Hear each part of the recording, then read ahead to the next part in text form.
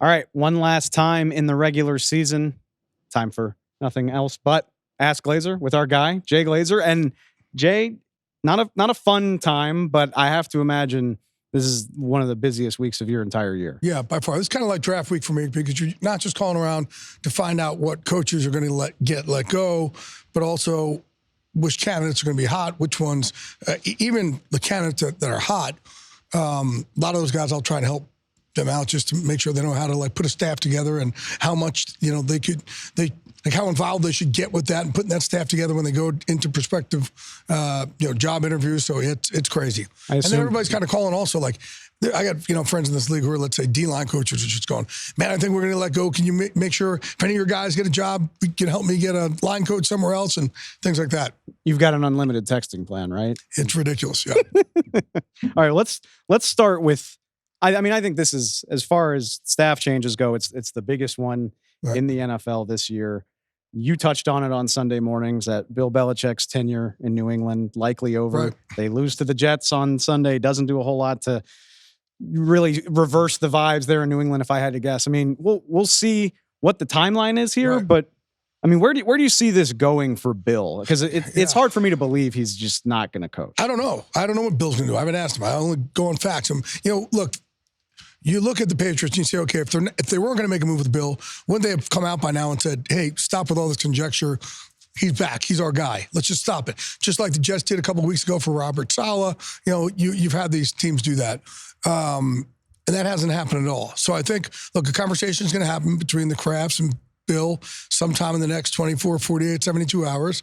And, if they just decide to, mutually part ways or fire him, that'll happen quickly. If they try and get a trade, that's going to take a long time. Also, I think it's difficult because Sean Payton last year, I think they gave up a 1 and a 3 or something like that. So I'm sure they're going to want more for Bill Belichick than they have for Sean Payton, right? Yeah. So I think that would really muddy the waters and slow things down. So if they just want a clean break, they should just clean break it now and just move on. But I don't know where he goes from here. If you don't have an answer, I totally understand it, but I can't help but think about, when we were talking about Mike Tomlin a few weeks ago, you mentioned the whole league would want him, and I get that.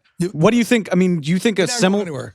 No, not Mike, not Mike. But do you think there would be a similar amount of demand for Bill Belichick if he were available? No, I don't. No, not at all. No, Bill's coaching style is way different than Mike Tomlin's coaching style, so I don't think there would. And that's why I said, like, if this was 7, 8 years ago, everybody would be jumping all over for it. But it's just things have changed.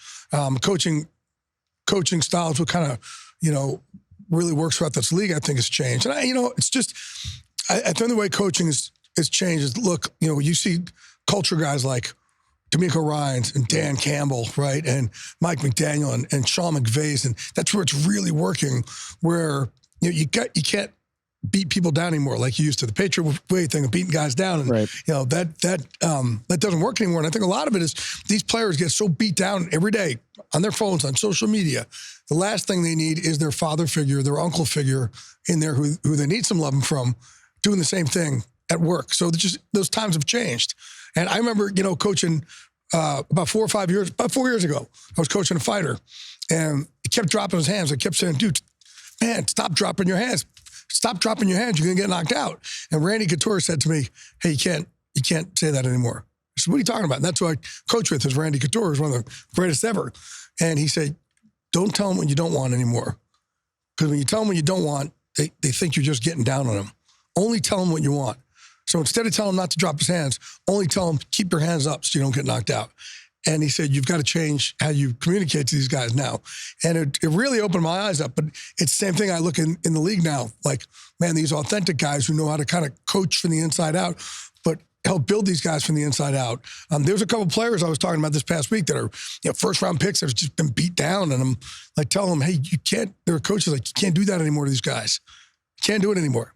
It'd be interesting to see if Bill would be willing to adapt to that for some. It seems like it would be a tough thing for him to do. Yeah, he is who he is. Yeah, for sure. But there's also a lot that goes in that Patriot style. There's a lot of keep things a secret, and there's all this paranoia that goes with it and whatnot. So that's why I think a lot of places may say we don't want that in our building. Let's talk about, you mentioned him a guy who is part of that new school. That would be DeMeco Ryans. The Houston Texans are officially, they didn't just make the playoffs. They are now division champs with the Jacksonville Jaguars losing. Does that, in your mind, lock DeMeco up as coach of the year? I don't know if it locks him up as coach of the year. It certainly puts him in the category. But I keep saying, like, look, no one's ever mentioning John Harbaugh. And I don't get why. Like, he never gets mentioned because it's always like, oh, yeah, they're just winning again. But they're King Kong. You know, the Ravens are the best team in the league. And he has new coordinators. And, you know, what John has done a phenomenal job. But, yeah, you have to look at what Kevin Stefanski's done. But DeMeco Ryans, for an organization that's been so lost for so long, now for them to have an identity and a leader of men. Here's where DeMeco's special. A lot of players come into coaching, and they still try and act like players. DeMeco early on, like immediately knew, nope, got to start acting like a coach now. Start carrying myself, communicating differently. And he did. And he was like, when he was up there with San Francisco, even as a position coach, they would look and say, okay, we're going to draft some guys that maybe we normally wouldn't bring here, because they could have some character concerns, but DeMeco will have them, so we'll be good. So DeMeco will be a great coach for a long time. He certainly had the best turnaround of anybody. Yeah, it's a crowded field. I get it, but when I think about what I thought of the Texans, even after the draft, to where they are today, it's wild. Yeah, I mean, do you go? Look, there's two lines of thinking. Do you go with the team with the best record? Or you go with the team with the biggest turnaround. It's the biggest turnaround that goes to DeMeco. I do think there's something to be said. There's something to be said for the coaches of powerhouses not necessarily getting their due. They don't get their due. Yeah, I agree with that. Which, okay, we'll see if John Harbaugh has a shot at coach of the year. I'm with you. I think he has a case. This is probably Sean McVay's best coaching job he's ever done. McVay, right? Stefanski, DeMeco. I know the Ravens. The Ravens beat him, but I'd throw Kyle Shanahan in there too for the season that they've had. Okay. Taking it back to Harbaugh, he's going to be in Houston watching his brother coach for a national championship tonight. What do you see as the situation with Jim Harbaugh? Regardless, I mean, I think I personally, and this John has not told me this. You know, I talked to John about him going down there to see Jim. It's pretty funny too because he's taking a plane down with him, his wife, Mike McDaniel and his wife, Ozzie Newsome and his wife, and Eric DaCosta and his wife, their GM down there, and their GM, Eric DaCosta, and his wife, and then, and I said, "Oh, it's cool, man. So you can get to see your folks." He goes, "I don't know. I hope I am." Jim didn't know, like, if we're sitting together. I'm like, "What do you mean?" He's like, "Well, Jim got us the tickets." Huh? And he's like, "You know, Jim?" He doesn't know. He's like, I think he only got like 2 free ones and they had to buy the rest. He's like, "I hope I'm going to sit by him." But we'll see. But John was so excited. So excited. So the moment we realized, he said, literally, the moment we clinched, the first thing I thought about was, oh my gosh, it's going to work out where if Jim wins, I get to go see him play. That'll be so amazing. He was so proud of him. Now, do I think his brother coaches in the same league as him next year? I do. I think this is the year, especially all the stuff that's gone on, you know, that everything else, the scandals with Michigan. I think this is the year that Jim Harbaugh steps in. And I would think if you have to put him somewhere, the Chargers probably make the most sense. Is that because the relationship with the Spanish family? Him and Justin Herbert. Having Herbert, together, having a good quarterback probably makes the job more appealing. All right, let's talk about the Coach of the Year award. Kevin Stefanski, also a contender for that. How do you view the Browns? Obviously, not a game that I think they were trying overly hard to win against Cincinnati.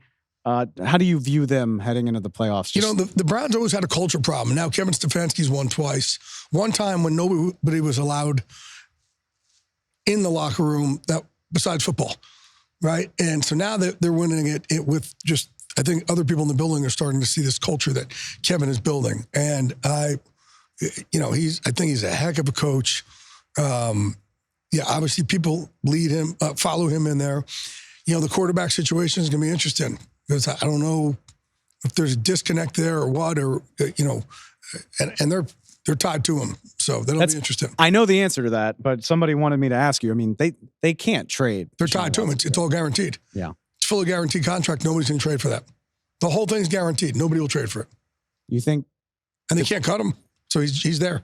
He's there. He's there. That's why you don't do fully guaranteed contracts. A lesson to be learned for sure. All right, let's wrap it up with a question from Colin. Antonio Pierce wrapping up his season. The Raiders were in a similar situation with Rich Bisaccia a couple years ago. Do you think this time they just take the interim tag off? Well, Rich did a great job, and I think AP's even done, probably done a little, even I think he's done a better job, but Rich had him good too. I shouldn't take anything away from Rich. Rich had him really going well. But look, Antonio has all the players, right? He's brought in, he's actually used Tom Coughlin to help him and Marvin Lewis to help him. And when he was a player, he was, Strahan will tell you downstairs, smartest dude he's ever been around in his life. And to be able to get these guys to change, he changed everything in there. Changed the way they attack the game. Does he deserve a shot? Absolutely. Are they still going to interview outside candidates? Absolutely, they have to.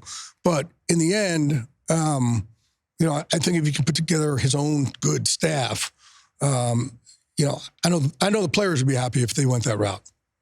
Yeah, I just the energy with that team over the last 7-8 weeks. I think that's something to watch. He is the busiest man in football. Still, also the sharpest dressed man in football. That's what I'm talking about. Despite that, find you a reporter who can do both. Jake Glazer, we appreciate the time. Thank you, brother.